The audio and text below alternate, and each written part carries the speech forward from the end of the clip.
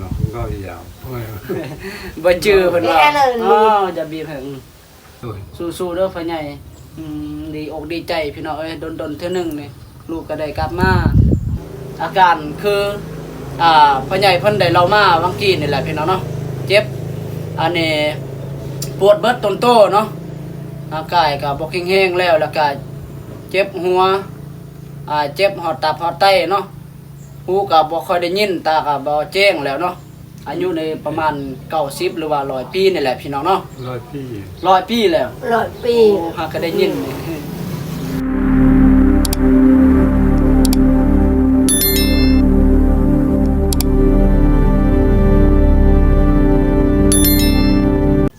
เอาพี่น้องเนาะตอนนี้ก็บาซี่ก็มาฮอดอันนี้เนาะฮอดเฮือนเพิ่นอยู่อาศัยน้ำเฮือนป่าเนาะจากพ่อใหญ่เนาะเฮือนพ่อใหญ่ก็คือพี่น้องทางพ่อเนาะพี่น้องเนาะบาซี่ก็ได้เมื่อเยี่ยมยามแล้วก็ได้อัปเดตให้พี่น้องนะครับได้ชมอีกเทื่อเนาะแล้วก็โดนแล้วพี่น้องเนาะเป็นเท่าใดปีนะตั้งแต่เฮายังน้อยพี่น้องเนาะบ่ได้ไปเยี่ยมยามพ่อใหญ่เฮาเนาะแล้วก็บาซี่ก็สิได้ไปถามอาการเนาะอาการคนเฒ่านี่แหละเนาะเพิ่นได้ยินข่าวว่าเพิ่น3วันดี4วันไข้นะเจ็บป่วยนะพี่น้องเนาะนี่เห็นบ่พี่น้องเนาะเดี๋ยวเฮาสิได้เข้าไปเนาะถูกสวงฤดูฝนนี่นะบ่เป็นตาเบิ่งเนาะแต่ก่อนนี่เฮือนอันนี้เนาะพ่อใหญ่มองนี่พี่น้องนี่มองนี่เนาะนี่มองนี่แต่ว่าเดี๋ยวนี้ก็ลูกหลานเพิ่นมาอยู่เนาะก็คือพี่น้องเฮานี่แหละเนาะเพิ่นมาดูแลเบิ่งแยงเนาะเวลาเพิ่นเจ็บไข้ได้ป่วยนี่แหละเนาะเดี๋ยวบาซี่ก็สิได้เข้าไปอันนี้เนาะไปถามพ่อใหญ่อีกเนาะก็คือแม่ใหญ่เฮานี่แหละเนาะแต่ว่าเพิ่นมีลูกชายลูกเดียวพี่น้องเนาะโอ้ยสิไปทางใดเด้อันนี้นี่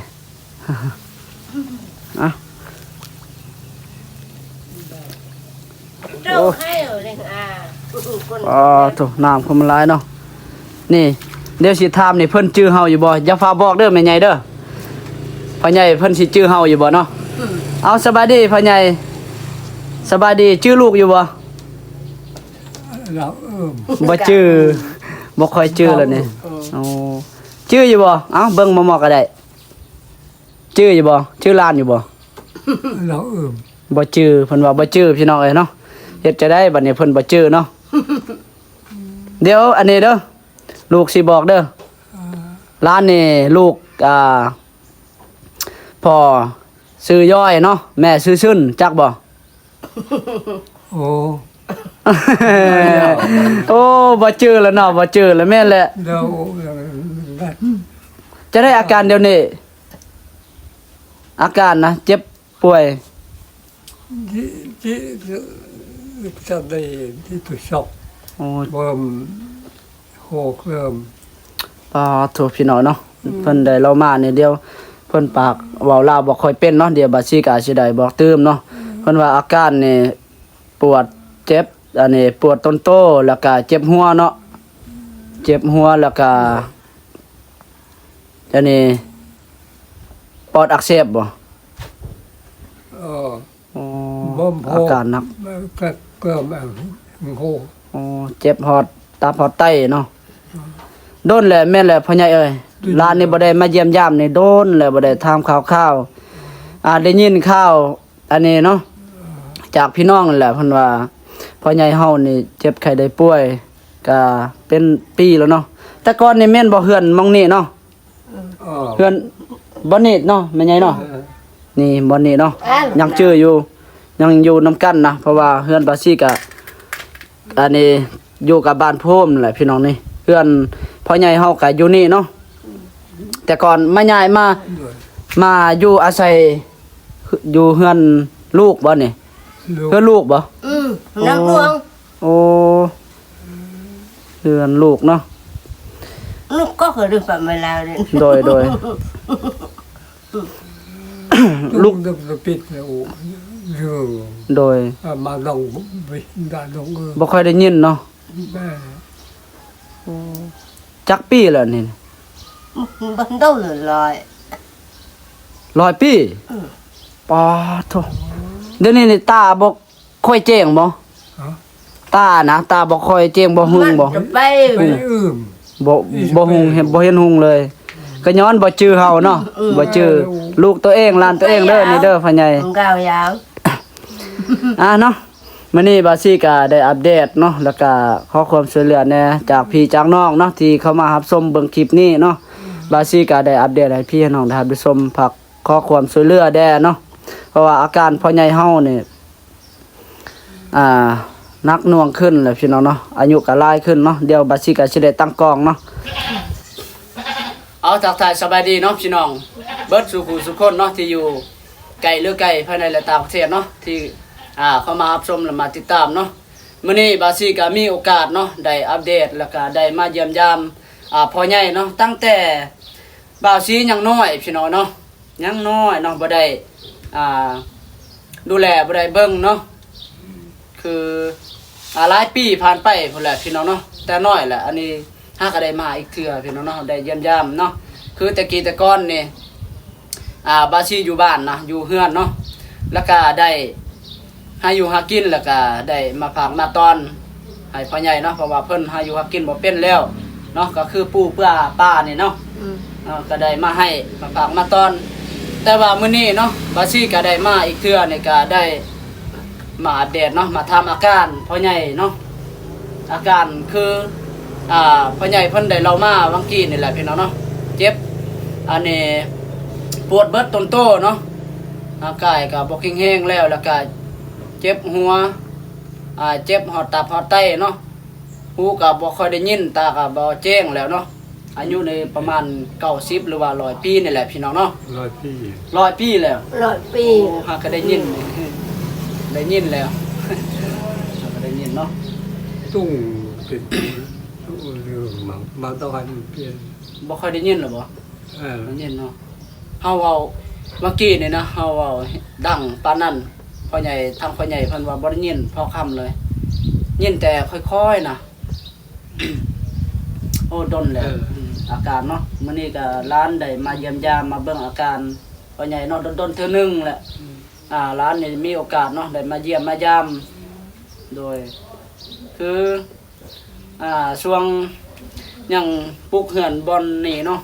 ก็พ่อใหญ่ยังได้มื้อให้มื้อส่วนเนาะแต่เดี๋ยวนี้บ่ได้เลยบ่ได้เลยเนาะย่างไปใส่บ่ได้มีแต่อยู่เฮือนเนาะ โดยบ่ไม่ยาบอกใช้กระโจน โดยนี่แหละ อ๋อเช็คมันอะไร คือกันพ่อกับแม่ก็คือกันพ่อแม่ร้านนี่ก็คือกันอึดข้าวแล้วบ่มีข้าวกินน่ะยังไงปีนี้ข้าวเจ้ารัก2-3สอบน่ะข้าวอันนี้เป็นข้าวสวนหรือข้าวไร่ข้าวรักเนาะเห็นว่าบาซี่กลับมาแต่บ้านบางยานนะว่าสิได้กินข้าวเนาะ กินข้าวแล้วพอดีบ่มีข้าวกินนะบ่มีข้าวกินก็เลยได้ปรุงข้าวกินบางอย่างเห็นว่าข้าวในในคูชียังเหลือแต่2-3ป้องโดยขอจากอันนี้พี่น้องไอ้น้องเฮานี่แหละขอยืมน้ำข้าวเจ้านะพี่น้องมื้อนี้เนาะ พี่น้องเอ้ยก็เห็นคลิปนี้ก็ขอความช่วยเหลือเนาะจากพี่จากน้องเนาะใครมีน้ำจิตน้ำใจเนาะก็ฝากกันนี่เนาะเงินคำยังกระตามเนาะช่วยเหลือเพิ่นได้เพราะว่าข้าพเจ้านี่ก็บ่มีเนาะบ่มีหยังเลยสิให้นะมีแต่ว่าเฮาอัปเดตให้พี่น้องได้ไปชมแล้วก็ได้เบิ่งเนาะผู้ใดมีน้ำจิตน้ำใจก็ช่วยเหลือเพิ่นได้เด้อพ่อแม่พี่น้องของเราเฮาแล้วก็ฝั่งไทยแล้วก็ต่างประเทศเนาะเบิดสู่ผู้สู่คนเด้อขอความช่วยเหลือได้เนาะอีต้นดนๆเทื่อนึงพี่น้องเนาะบาซี่ก็ได้มาเยี่ยมยาม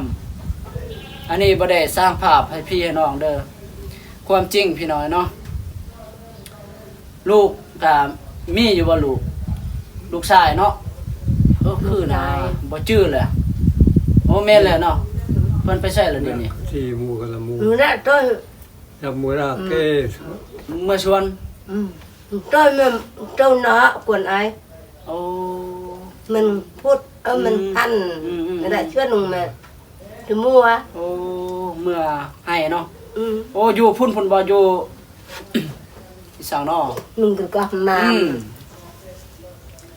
โอ้ไกลหลายเนาะจักมื้อละเพิ่นไปจักมื้อละได้รู้ว่า3-4มื้อเพิ่นไป ทำปีละให้มันโดน บ่จักมื้อแล้วเพิ่นไปหุดเข้าหั่นนะ โดนเลย ได้รู้ว่า3-4มื้ออะ โดนเลยที โดน บ่ค่อยจื้อเนาะเว้าลาวบ่ แต่ ค่อย แต่ เป็น มัน ปานใด พัน เนาะ มันพันนี่นะกระพันละทิศ พอให้ทิศอ่ะ อืมมาแล้วจำมื้อนั้นเนาะนางมันเนี่ย ด้วย ดอกบ่ให้เนี่ยน้ำส้มได้บ่กินน้ำส้ม โดนได้ละ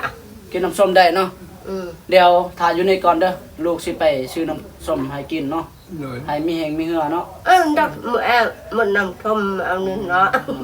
ตัวแม่ตรงตาม คือข้าพเจ้าเองนี่ก็บ่มีเงินคำหลายเนาะมีแต่ว่าสิมาอ่า ให้เล็กๆน้อยๆเนาะจากน้ำจิตน้ำใจ อืม ของข้าพเจ้าเนาะบ่มีหยังหลายพี่น้องเนาะถ้าเฮามีเงินทุนฮ้อน แล้วก็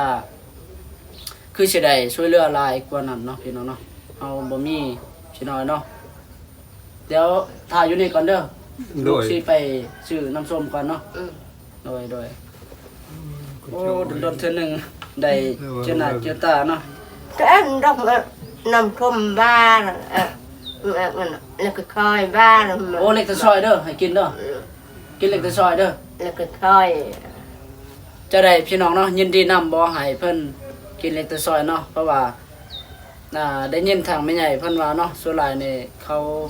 อันนี้ลูกหลานเพิ่นมาให้แต่เล็กตะซอยกินเนาะเพราะว่าน้ำส้มนี่บ่กล้าเนาะบ่ให้เพิ่นกินบ่ว่าสิผิดหรือบ่สิผิดหรือถูกเนาะพี่น้องเนาะก็ขอโทษขออภัยหลายๆเนาะเดี๋ยวสิไปซื้อเล็กตะซอยให้เพิ่นกินเนาะจักกล่องจักได้ให้เพิ่นมีแรงแน่เนาะ ห้าก็มาแต่หานพี่น้องเนาะมาซื้ออันนี้มาซื้อเล็กตะซอยเนาะกล่องหนึ่งให้พ่อใหญ่เฮาได้กินพอแต่มีแห้งเนาะ โดย เพราะว่า โดย เพราะว่าข้าพเจ้าเองนี่ก็บ่มีหลายเนาะอยากสนับสนุนอยากช่วยเหลือเนาะแต่ว่าบ่มีหลายเนาะบ่มีเงินพี่น้องเนาะมี30-20,000นี่แหละพี่น้องเนาะก็เลยได้ซื้อเล็กตะซอยให้เพิ่นได้เนาะ เอาพี่น้องเนาะไปติดตามชมเบิ่งนำกันเนาะนี่เดี๋ยวบาซี่ก็ได้ให้เพิ่นเนาะให้พ่อใหญ่เอาลองกินเบิ่งสั้นๆก่อนสั้นก่อนเด้อสั้นก่อนกินพอแต่มีแห้งพี่น้องเนาะเอาสั้นก่อนเด้อโอ้ยลมพัดแห้งมันติ้งเลยกล่องเฮาโอ้ติ้งเลยเนาะเอามาเดี๋ยวโอ้ยบ่ต้องวายก็ได้บ่ต้องมันเป็นหยังพ่อใหญ่ เพราะว่าดนๆเถื่อร้านหาก็ได้มาเยี่ยมยามฮะ เนาะก็ยาวโอ้ย บ่จื้อเพิ่นว่าอ๋อจะบีบให้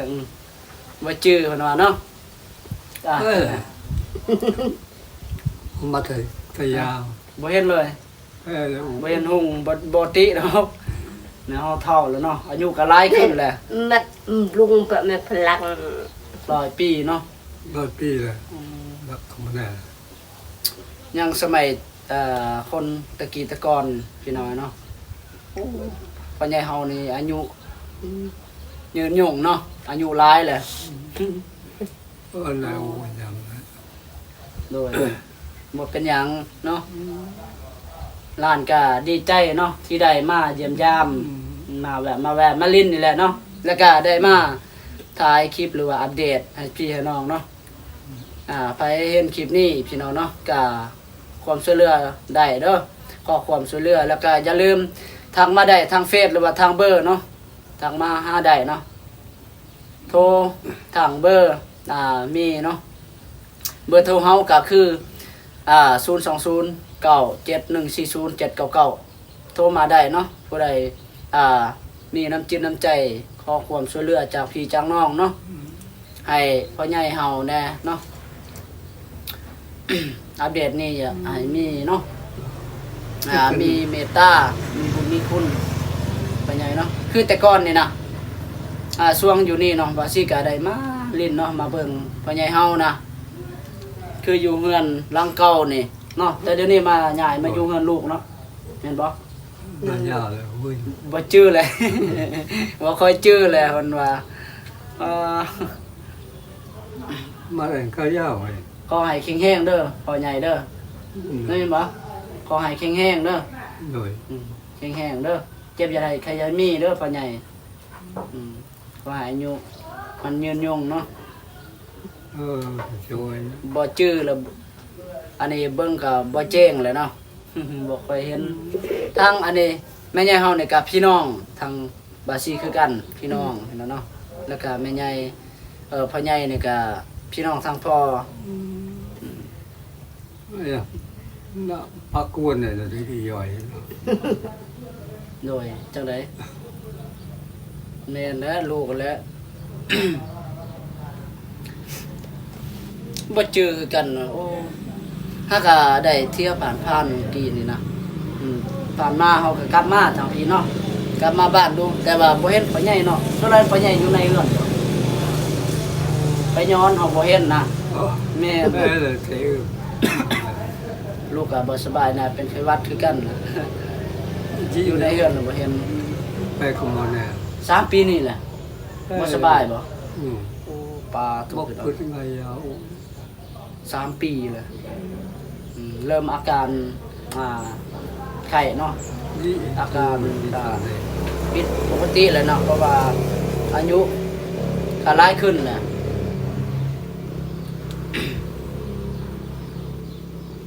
เดี๋ยวนี้นี่เจ็บหอดหัวเลยเนาะโอ้ยเงินสิซื้อยาก็บ่มีเด้เฮ็ดจะได้เนาะทุกคนเนาะขออันนี้ขอความเห็นนะเนาะขอความคิดเห็นจากพี่จากน้องเนาะ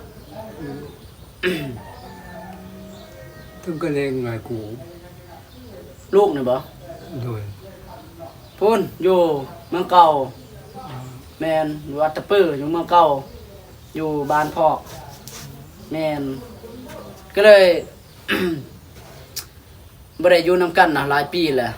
ไหลมาแต่บาสิยังน้อยสมัยยังเรียนประถมอยู่บ้านผู้โฮมนี่แหละก็อยู่นำกันนี่แหละเนาะแต่ว่ามันดนแหละมันหลายปีแหละบาสิก็บ่ค่อยจื้อคิดว่าพ่อใหญ่เฮาสิบ่อยู่แล้วเนาะเฮาก็อันนี้เว้าขอโทษขออภัยเด้อ บ่ค่อยจื้อเนาะแม่นแหละ เห็นว่าแต่ก่อนนะเพื่อนกับมองนี่เนาะหลังนี่แม่นลูกกลับมาแต่พุ่นเนาะกลับมาบ้านก็บ่เห็นเพื่อนหลังนี่เนาะคิดว่าพ่อใหญ่เฮาสิบ่อยู่แล้วนะเฮาบ่ฮู้เนาะเห็นอยู่เพื่อนนี่แล้วก็หลังนี่เนาะหลังใหม่ๆก็ได้ไปเล่นไปแหวกก็บ่เห็นเนาะบ่เห็นพ่อใหญ่นะส่วนหลายเราก็พักผ่อนอยู่ในเฮือน ก็เลยบ่ได้พบบ่ได้พ้อนำบ่ได้เห็นเนาะจนก็เทื่อนึงอันนี้มื้อนี้ก็มีโอกาสได้พบได้พ้อเนาะเอากินอีกพี่พ่อใหญ่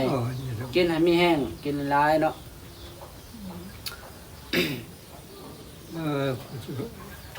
มันไม่ช่วยเลย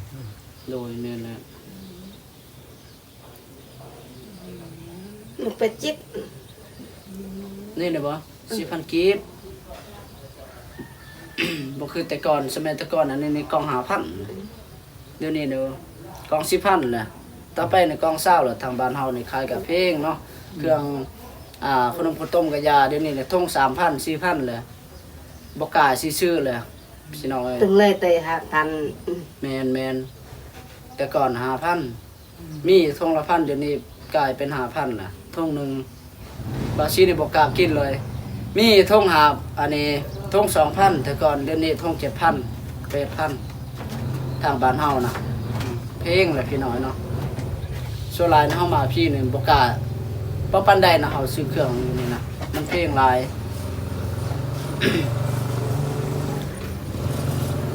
ไปใช้เอกกันนะ เอาขอให้พ่อใหญ่เด้อขอให้อยู่ดีมีแห้งสุขภาพแข็งแรงเด้ออายุคนยืนเด้อพ่อใหญ่เด้อ โดย ลูกสิได้ไปต่ออีกเนาะยังมีเวียกเฮ็ดต่ออีกเนาะสิได้ไปต่ออีกพ่อใหญ่เด้อ โดย สู้ๆเด้อพ่อใหญ่ดีอกดีใจพี่น้องเอ้ยดนๆเทื่อนึงนี่ลูกก็ได้กลับมาได้มาพบพ่อแล้วก็ได้ถ่ายเลยคลิปให้พี่ให้น้องได้รับได้ชมเนาะ อ่ะขอบใจหลายๆเด้อพ่อใหญ่ที่มาอันนี้อุตส่าห์เพิ่นบ่ ให้ คือ อั ว่า ปเด บ่ ต เอานั่นล่ะ หืม บ่น่าบ่เอา แม่น ก็ที่กระดาษ ผู้ชาย ถ่ายแล้วดำเนินตัวเอง เอาแล้วก็ขอบใจหลายๆเด้อพ่อแม่พี่น้องทั้งลาวเฮาและทั้งไทยและก็ต่างประเทศเนาะเบิดสุขุสุคนเนาะขอบใจ FG ทั้งหลายเนาะที่เข้ามารับชมและมาติดตาม มาเป็นกำลังใจเนาะก่อนรับชมคลิปนี้เนาะก็อย่าลืมกดติดตามแล้วก็กดไลค์กดแชร์คอมเมนต์เพื่อเป็นกำลังใจนะเด้อพี่น้องเด้อบายบายเจอกันคลิปต่อไปเนาะเอาสวัสดีเด้อพ่อใหญ่ขอบใจหลายๆเด้อลูกหลานก็บ่มีหยังให้พ่อเนาะให้พ่อใหญ่มีแต่โอ้เล็กแต่ซอยกล่องเดียวนี่พี่น้องเอ้ยเฮาก็บ่มีงบเนาะบ่มีทุนเงินค้ำก็บ่มีแต่เฮามีแต่คนผู้คนยากเนาะพี่น้องเฮาไอ้น้องเฮานะบ่มีคนมีเลยบ๊ายบายพี่น้องเจอกันคลิปต่อไปเนาะ